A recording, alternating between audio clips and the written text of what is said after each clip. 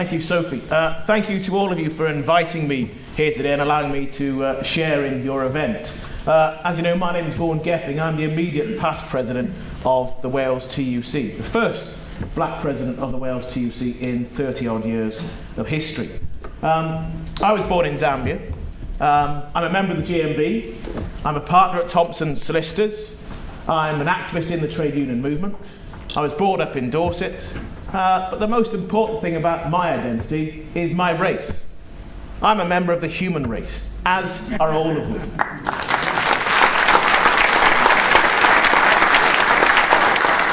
And it's something that we should cling to. It's a bit of a truism, an easy thing to say, but we should never forget that what unites us, what we all have in common, is so much greater than anything that could or should divide us. Now, I know that the event here today has been enjoyable with the bands and with the event here with the speakers, but there is, of course, the serious message at the heart of all of why we're here. As I said, I was born in Zambia, so in one sense you could say I'm not British, but my father, a white Welshman, went out to work in Zambia as an economic migrant.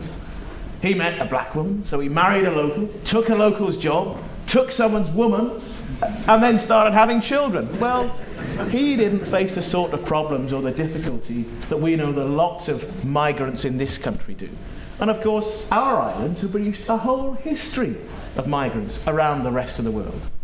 It's one of the most amusing and ridiculous things about what Nick Griffin tries to say when he says the ethnically British. He defines them as people who can trace themselves back to pretty much the last ice age. Well, most white people can't do that.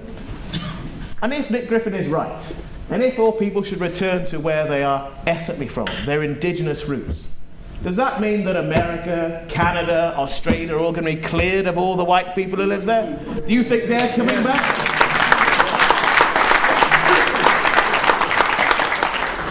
You see, from my own history, I grew up in Dorset, southwest England. It's a very white part of the world. And it's a funny thing, because when I was small, I never really thought about being black. It was only as I got older that in fact I got blacker. I was more aware of being different. I was more aware because other people told me I was different, because of the kind of response you get. Now, my name, Vaughan Gething. I won't tell you my full name because it's quite long. My father was a bit odd, but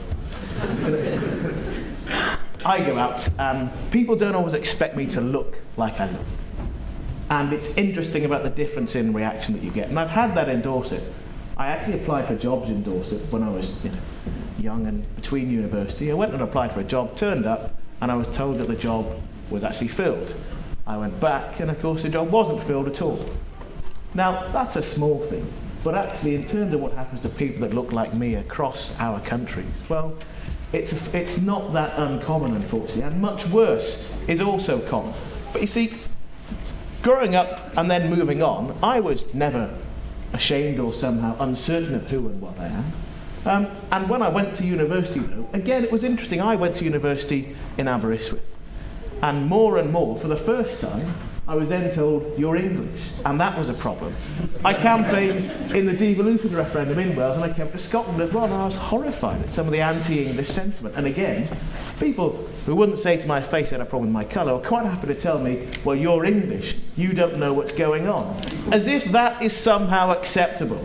As if your racism is only about the English is somehow acceptable.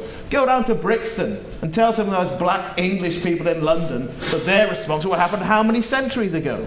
It's a ridiculous part of what still goes on within the racist movement across all of our islands. Now, looking at what we're facing here with the BNP and their colleagues, well, we all know in this room, we're all signed up. We're not the people that need convincing and persuading. Well, what we do need to convince and persuade ourselves is that we can't just limit ourselves to events like this, as enjoyable as they are.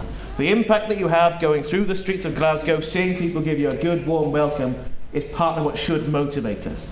But of course, we all know that that isn't enough. You've seen what's happened, people that don't participate, the results in the European elections, council elections beforehand. And looking across Europe, my brother lives in Denmark, liberal Scandinavia, and there is a far-right party of government in Denmark at the moment. Far-right parties in governing positions in liberal Holland, in liberal Belgium. This is not something you can just allow somebody else to do for you. This isn't anybody else's fight. It isn't just my fight because I'm black. It isn't just your fight because you're trade unionists, because you're people who live here. It is all of our fight. And when you look ahead at what's actually happened and where we all know Nick Griffin wants to get to, he recently said there's no such thing as a black Welshman. And I looked to myself and thought, well, you don't exist. But when Nick Griffin says that I don't belong here, when Nick Griffin says that I can't possibly exist, we all know what he's saying. I know that I belong here. I know that this is my country. I know that this is our country and it's our fight. Thank you very much.